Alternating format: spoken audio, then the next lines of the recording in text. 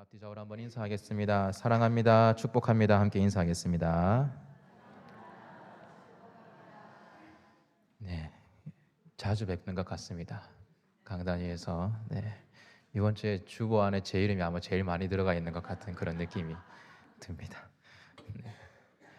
최근 마지막 종말의 때에 관하여 말씀을 조금 묵상하면서 참 지금의 시기와 너무나 맞아가고 있음을 느끼게 됩니다. 그러면서 다니엘서를 묵상하는 도중에 마지막 때를 지금 살아가는 저와 여러분에게 주는 말씀이 감동이 되어서 여러분과 이 시간 함께 나누고자 합니다. 다니엘서는 크게 두 부분으로 나누어져 있습니다. 1장에서 6장까지는 다니엘이 경험한 역사적 사건들을 기록하고 있습니다. 7장에서 12장까지는 다니엘이 본 환상들을 기록하고 있습니다.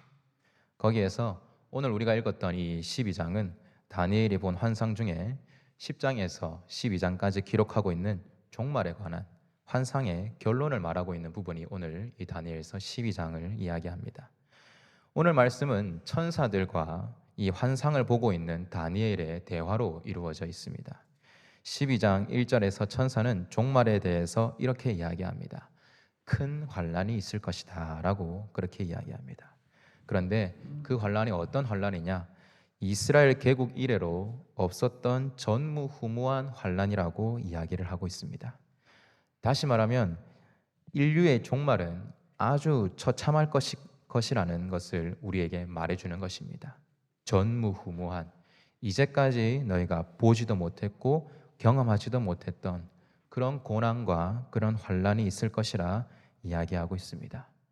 그리고 그 환란이 언제까지 계속되는지를 우리에게 이야기해 줍니다. 6절에서 7절 말씀 우리 함께 한번 읽어보겠습니다. 6절에서 7절입니다. 그 중에 하나가 세마포 옷을 입은 자 곧 강물 위쪽에 있는 자에게 이르되 이 놀라운 일의 끝이 어느 때까지냐 하더라. 내가 들은즉 그 세마포 옷을 입고 강물 위쪽에 있는 자가 자기의 좌우 손을 들어 하늘을 향하여 영원히 살아계시는 이를 가리켜 맹세하여 이르되 반드시 한때 두때 반때를 지나서 성도의 권세가 다 깨지기까지이니 그렇게 되면 이 모든 일이 다 끝나리라 하더라. 아멘. 여러분, 언제까지 그 고난과 환란이 계속된다고 이야기합니까? 한때, 두때, 반때를 지나서 결론이 무엇입니까? 성도의 권세가 다 깨질 때까지입니다. 성도의 권세, 거룩한 백성, 그리스도인들이 종말의 때에 철저하게 고난받고 부셔진다라는 이야기입니다. 참혹한 고난과 핍박으로 인해 그리스도인들이 부서지고 나서야, 깨지고 나서야 그 모든 일들이 다 끝날 것이라고 그렇게 이야기하고 있습니다. 종말의 때가 가까울수록 예수님께서 다시 올 때가 가까울수록 세상은 악해져만 가고 우리 가운데의 질병은 창궐할 것입니다. 성도들을 향한 악한 자들의 핍박과 고난은 계속해서 극심해져 갈 것입니다. 오늘 말씀을 보면 우리의 세월은 점점 더 어떤 절망적인 상황이 계속되어져 갈 것으로 보입니다. 핍박과 고난으로 인해 마귀의 손에 교회들이, 믿음의 성도들이 그렇게 무너져 가게 될 것입니다. 한마디로 말하면 세월이 가면 갈수록 우리는 더 힘들어진다라는 것입니다. 그러나 오늘 말씀 2절에 천사는 이 환란의 때에 구원을 받아 영생을 받는 자도 있다고, 영원히 부끄러움을 당할 자도 있을 것이라 이렇게 이야기합니다. 구원을 받는 자, 부끄러움을 당할 자가 나뉘어질 것이라고 이야기를 합니다. 그렇다면 우리는 구원을 받아야겠죠. 그러면 구원을 받는 자, 오늘 말씀에서 이 종말에, 이 환란의 때에 영생을 누리는 자는 그러면 누구입니까? 오늘 말씀에서는 구원을 받을 자에 대해서 여러 가지 표현으로 이야기합니다. 1절에서 이렇게 이야기합니다. 그때에 내 백성 중에 책에 기록된 모든 자가 구원을 받을 것이라. 어떤 책인 말씀이십니까? 이거는 생명책입니다. 생명책에 기록된 자들입니다. 생명책에 기록된 자들이 구원을 받는다고 이야기합니다. 그렇다면은 그 생명책에 기록된 자들은 누구입니까? 누가 생명책에 기록된 자들입니까? 3절 말씀 우리 한번 읽어보겠습니다. 3절입니다. 시작. 지혜 있는 자는 궁창의 빛과 같이 빛날 것이요 많은 사람을 옳은 대로 돌아오게 한 자는 별과 같이 영원토록 빛나리라. 아멘. 구원받을 자, 생명책에 기록된 자는 지혜 있는 자입니다. 그 지혜 있는 자는 많은 사람을 옳은 대로 돌아오게 한 자라고 이야기합니다. 또 지혜 있는 자에 대해서 10절에서 이렇게 이야기하고 있습니다. 많은 사람이 연단을 받아 스스로 정결하게 하며 희게 할 것이나 악한 사람은 악을 행하리니 악한 자는 아무것도 깨닫지 못하되 오직 지혜 있는 자는 깨달으리라. 지혜 있는 자는 누구입니까? 연단을 받고 스스로 정결하게 하며 자신을 희게 하며 깨닫는 자입니다. 고난 속에서도 자신을 정결하게 하며 신실하게 자신의 믿음을 지키는 자라는 것을 오늘 말씀에서 이야기해 주고 있습니다. 여러분, 오늘 다니엘서에서 이렇게 스스로를 정결하게 하며 희게 하며 오로지 하나님 말씀만을 붙들며 깨닫고 살아가는 자, 그가 누구입니까? 다니엘서 안에 바로 다니엘입니다. 3절과 13절 말씀을 비교해 보면은 다니엘이 이 지혜 있는 자에 해당한다는 사실을 우리는 알 수 있습니다. 13절에 이렇게 기록하고 있습니다. 끝날에는 내 몫을 누릴 것임이라. 이 말씀을 통해 다니엘의 마지막이 구원이라는 사실을 우리는 알 수 있습니다. 종말의 때에 구원을 받는 자의 모습은 바로 다니엘과 같은 자라는 것을 오늘 본문에서 이야기하고 있는 것입니다. 그렇다면 그 다니엘과 같은 삶은 어떤 삶입니까? 다니엘의 생애를 한번 돌아봐야 할 것 같습니다. 다니엘과 세 친구, 다니엘 세 친구 이름이 무엇입니까? 사드락과 메삭과 아벳느고인데 원래 이름은 무엇입니까? 하나냐, 미사엘, 아사랴입니다. 세 친구의 이름의 뜻이 이렇습니다. 다니엘과 세 친구의 이름의 뜻이 이렇습니다. 다니엘, 하나님은 나의 심판자. 하나냐, 여호와는 친절하시다. 미사엘, 누가 하나님과 같으랴. 아사랴, 여호와는 나의 도움이시다. 이들의 이름이 이런 것을 볼 때에 다니엘과 세 친구들은 믿음의 가문에서 자라났다라는 것을 우리는 알 수 있습니다. 그러나 여러분, 그들이 자랄 그 시기에 이스라엘은 격정의 시기, 혼란의 시기, 혼돈의 시기였습니다. 그 시기가 어떤 때였습니까? 예레미야는 유다가 망할 것이라고 선포하고 있었던 때였습니다. 다른 거짓 선지자들은 아니다, 하나님께서 보호하시는 유다는 망하지 않을 것이다 라고 이야기하는 그런 시기를 다니엘과 세 친구들은 보내었습니다. 하나님께서 직접 이스라엘 백성들에게 이야기하시지 않는 이상 이스라엘 백성들은 어쩌면 누가 지금 맞는 말을 하는지 혼란스러웠을 것입니다. 어쩌면 이스라엘이 진짜 망하고 나서야 그것이 하나님의 뜻이라는 것을 알 수 있었을지도 모릅니다. 설령 예레미야 선지자의 말을 믿었을지라도 그들은 불안했을 것입니다. 다니엘은 이스라엘에서 그런 시기를 보내었습니다. 그리고 10대 후반에 결국 바벨론의 포로로 끌려가게 됩니다. 그러나 그 가운데에서 다니엘은 하나님을 향한 그의 신앙을 저버리지 않았습니다. 끝까지 그는 그의 신앙을 지켜나갔습니다. 그것은 그의 세 친구도 마찬가지였습니다. 다니엘서 1장 8절에 이렇게 기록하고 있습니다. 함께 읽겠습니다. 다니엘은 뜻을 정하여 왕의 음식과 그가 마시는 포도주로 자기를 더럽히지 아니하리라 하고 자기를 더럽히지 아니하도록 관관장에게 구하니. 아멘. 오늘 다니엘서 1장 8절에 우리가 방금 읽었던 이 1장 8절의 말씀과 우리가 아까 읽었던 12장 10절 말씀처럼 그는 스스로를 정결하게 하는 자였습니다. 그의 세 친구들은 여러분도 잘 아시다시피 우상에게 절하지 않았으며 그들의 신앙을 지키며 나아갔습니다. 목숨을 다해 하나님을 향한 자신의 믿음을 지켰습니다. 끝까지 그들은 하나님을 신뢰했습니다. 다니엘서 9장을 보면은 그가 포로에서 언제 다시 돌아갈지 그때를 알지 못하는 중에서도 신앙을 버리지 않았다라는 것을 우리는 알 수 있습니다. 다니엘서 9장 1절에서 2절에 이렇게 기록하고 있습니다. 메대 족속 아하수에로의 아들 다리오가 갈대아 나라 왕으로 세움 받던 첫해 곧 그 통치 원년에 나 다니엘이 책을 통해 여호와께서 말씀으로 선지자 예레미야에게 알려주신 그 연수를 깨달았나니 곧 예루살렘의 황폐함이 70년 만에 그치리라 하신 것이니라. 여러분, 이때가 다니엘이 예레미야에게 하나님께서 예언하신 그 말씀을 깨달았을 때가 여러분 다니엘의 나이가 언제인지 아십니까? 이때가 다니엘의 나이가 83세가 되는 나이였습니다. 10대 후반에 포로로 잡혀와서 80대 초반까지 그는 언제 이 포로의 연수가 끝날지 알지도 못한 채에 유혹과 이 고난 속에서 하나님을 향한 믿음을 지켜나간 것입니다. 다니엘은 포로의 몸으로 다른 나라의 여러 왕을 섬기면서도 하나님을 향한 신앙을 저버리지 않았으며 80세의 고령의 나이에도 사자굴에 던져지기까지 하며 그의 믿음을 지켜나갔습니다.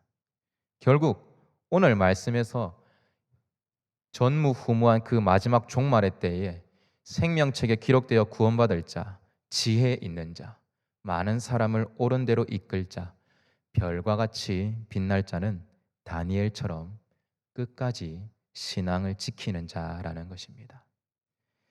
마지막 종말의 때에 참혹한 고난 속에서도 유혹 속에서도 환난 가운데서도 믿음을 지키는 자, 하나님을 신뢰하는 자가 영생을 누린다라는 말씀입니다. 다니엘은 언제 이 시기가 끝날지 알지 못해도 끝까지 신앙을 지켰던 것처럼 내가 하나님의 모든 뜻을 잘 알지 못할지라도 끝까지 믿음을 지킨다라는 것을 오늘 말씀은 이야기해 주는 것입니다. 오늘 4절에 하나님께서는 천사를 통해 다니엘에게 이렇게 말씀하십니다. 4절에 이렇게 기록하고 있습니다. 다니엘아, 마지막 때까지 이 말을 간수하고 이 글을 봉함하라. 많은 사람이 빨리 왕래하며 지식이 더하리라. 그런데 이 말씀을 다니엘이 듣고도 깨닫지 못합니다. 듣고도 깨닫지 못한 다니엘이 이 모든 일의 마지막이 어떻게 될 것인가에 대해서 다시 물어봅니다. 그러니까 천사를 통해서 하나님은 9절과 같이 말씀하십니다. 8절에서 9절에 이렇게 기록하고 있습니다. 내가 듣고도 깨닫지 못한지라 내가 이르되 내 주여 이 모든 일의 결국이 어떠하겠나이까? 9절에 그가 이르되 다니엘아 갈지어다. 이 말은 마지막 때까지 간수하고 봉함할 것임이니라. 묻는 다윗을 향해서 천사는 다니엘아 가거라 라고 명령합니다. 무슨 의미입니까? 이 일에 너무 집착하지 말라라는 의미입니다. 4절에서 많은 사람이 빨리 왕래하며 지식이 더하리라는 말처럼 많은 사람들이 오늘도 종말에 대해서 말세에 대해서 지식을 얻으려고 왔다 갔다 하고 있습니다. 그러나 우리가 먼저 알아야 할 것은 무엇입니까? 미래에 대한 일에 대해서 우리가 바라는 것처럼 구체적으로 우리가 알 필요도 없을 뿐만 아니라 알 수도 없다라는 것을 우리는 알아야 합니다. 이 사실을 인정하지 않으니까 자꾸만 우리는 사고를 치는 것입니다. 여러분, 이단들의 특징을 잘 살펴보십시오. 미래에 대한 일을 지나치게 상세하게 그리고 확신을 가지고 말한다라는 것입니다. 미래에 대해서 여러분 너무 아는 척하는 사람들을 여러분 경계하시기를 바랍니다. 미래의 일에 대해 묻는 다니엘을 향해서 하나님은 천사를 통해서 가라라고 이야기하셨습니다. 이것은 방금 말씀드렸다시피 그 일에 집착하지 말라는 의미이기도 하고 이미 너에게 주어진 그 말씀이 너를 구원하기에 충분하다라는 것을 의미합니다. 지금 주어진 말씀으로도 너는 아무런 문제 없이 살 수 있다라고 하나님께서 이야기해주고 있는 것입니다. 너무 새로운 것을 알려고 하지 말라라는 것입니다. 그저 지금 너에게 주어진 것들, 지금 너가 깨달았던 것들을 누리면서 살아라고 말씀하시는 겁니다. 우리도 그렇지 않습니까? 지금 우리에게 주어진 것들, 지금 우리에게 선포되는 말씀들을 우리가 누리면서 그것도 지키면서 살아가기도 벅차지 않습니까? 담임 목사님과 친분이시기도 하고 제가 신학과 학부 4학년 때에 저의 설교를 지도해 주신 분당샘물교회 담임 목사님으로 계신 최경락 목사님께서 하신 말씀이 있습니다. 최경락 목사님뿐만이 아니라 신대원 때 있을 때에 설교학을 가르쳐 주신 조광현 교수님도 이런 말씀을 해주셨습니다. 그때는 학부 4학년이니까 저희가 설교를 할 때에 패기도 있습니다. 좌충우돌 막 설교하기 시작합니다. 설교 제목도 진짜 엄청납니다. 제 친구 중에 오이석 강로사는 알 건데 제 친구 중에 한 명이 이런 설교 제목으로 설교했던 적이 있습니다. 구원은 최고의 선물이 아닙니다. 뭐 이렇게 그런 제목으로 설교를 했었습니다. 저희도 의아해했지만 그 친구 나름대로는 이제 구원보다도 하나님이 우리의 선물이다라는 것을 강조하기 위해서 그렇게 했었는데요. 그때 목사님 하신 말씀이 설교를 준비하면서 말씀을 묵상하면서 자신이 어떤 새로운 깨달음을 알았다고 느껴질 때에 그것은 과거에 누가 이미 설교했던 것거나 아니면 네가 이단이거나 둘 중에 하나라고 이야기하셨던 것이 기억이 납니다. 이 말씀을 하시는 이유가 무엇이겠습니까? 겸손하라는 의미이기도 하고 자신의 묵상을 경계하라는 의미이기도 했습니다. 그러면서 이미 과거에 누가 했을 법한 설교가 나올지라도 그런 설교가 묵상이 나올지라도 차라리 그것을 잘 전하는 것이 더 중요하다라고 그렇게 이야기하셨던 것이 기억이 납니다. 여러분 설교자들 강단에 올라오시는 목사님들의 설교를 들어보면은 늘 그 마지막에 대부분은 여러분 무엇으로 끝이 납니까? 늘 말씀과 기도에 대한 적용으로 보통 끝이 납니다. 여러분 그게 왜 그렇겠습니까? 그게 제일 우리가 제대로 하기 힘든 부분이기도 하고 그것이 우리에게 가장 중요한 것이기 때문입니다. 그것이 되지 않으면 우리는 신앙생활을 할 수도 없을 뿐더러 하나님을 경험할 수도 없습니다. 오늘의 우리의 삶의 신앙을 지키는 것조차 할 수 없는 것입니다. 오늘 다니엘의 생애를 여러분 한번 돌아보시길 바랍니다. 그가 포로된 자리에서 예배할 수 없는 자리에서 그가 신앙을 지킬 수 있었던 것은 그는 늘 하나님의 말씀을 기억하고 기도하며 하나님과 교제했기 때문입니다. 그의 인생의 혼란과 포로 생활 중에 고난과 유혹이 올 때에 그가 신앙을 지킬 수 있었던 것은 그가 늘 말씀과 기도로 무장하고 있었기 때문입니다. 사랑하는 우리 하나님 성도 여러분, 여러분은 종말의 때에 어떻게 신앙을 지켜 나가시겠습니까? 전무후무한 고난이 올 때에 어떤 상황이 올 때에 우리는 어떻게 신앙을 지켜 나갈 수 있겠습니까? 답은 다니엘처럼 그저 말씀과 기도로 늘 하나님과 교제하는 것입니다. 답은 다른 게 있는 것이 아닙니다. 답은 다른 어떤 어려운 것이 아닙니다. 답은 다른 특별한 것이 아닙니다. 늘 하나님과 교제하는 것이 우리의 신앙을 지키는 방법입니다. 그것이 되어야 우리는 어떤 상황이 올 때라도 신앙을 저버리지 않을 수 있습니다. 성도의 권세가 깨지기까지 전무후무한 고난이 우리에게 찾아올 것이라고 오늘 말씀은 분명히 이야기하고 있습니다. 그 가운데에서 하나님은 한때, 두때, 반때가 지나서라고 말씀을 하십니다. 여기서 한때, 두때의 히브리어는 모에드라는 단어입니다. 모임이라는 뜻을 가지고 있는 이 모에드는 오늘 말씀에서 한때, 두때의 모에드는 정한 때라는 의미 또한 가지고 있습니다. 누가 정한 시기라는 것을 이야기합니다. 누가 정한 시기겠습니까? 바로 하나님께서 정한 시기라는 것입니다. 종말의 때조차 우리에게 주어지는 그 고난과 유혹과 환난조차도 하나님의 작정하심, 하나님의 섭리 아래에 있다라는 것을 이야기하는 것입니다. 다 하나님의 계획 아래 우리에게 주어지는 것이라는 말씀입니다. 세상의 모든 일은 하나님의 허락 없이 되어지는 일이 없고 그것은 또다시 우리에게 무엇이 됩니까? 위로가 됩니다. 오늘 설교를 듣고 돌아가는 우리 모두에게 이런 고백이 있기를 소망합니다. 하나님, 고난이든 축복이든 환난이든 주님이 하실 일을 하십시오. 저는 그것을 견디면서 주님을 신뢰하겠습니다. 저는 지금 있는 이 자리 가운데에서 나의 신앙을 지키겠습니다. 하나님께서는 하실 일을 하십시오. 저는 그것을 따라가겠습니다. 이런 고백이 저와 여러분의 고백이 되기를 주님의 이름으로 축복합니다. 이렇게 고백을 한다 해도 우리 마음에는 두려움이 생길 수 있습니다. 제가 이 말씀을 묵상하는 중에 그랬기 때문입니다. 정말 전무후무한 고난이 온다고 하는데 지금껏 내가 경험해보지 못하는 환난과 그런 성도의 권세가 깨지기까지 하는 그런 고난이 온다고 하는데 과연 나는 그것을 견뎌낼 수 있을까? 그런 두려움이 제 마음을 쓱 훑고 지나갔습니다. 이게 두려울 수 있습니다. 그러나 두려우면 뭐 해야겠습니까? 기도해야겠죠. 하나님 두렵습니다. 그렇기 때문에 또다시 하나님을 의지합니다. 라고 기도해야겠죠. 여러분 세월이 지나가면 지나갈수록 세상은 악해져 갈 것입니다. 세상은 선해지지 않는다라고 말씀에서 분명히 이야기하고 있습니다. 그것은 우리의 피부로도 실제로 그것을 느끼며 살아가고 있지 않습니까?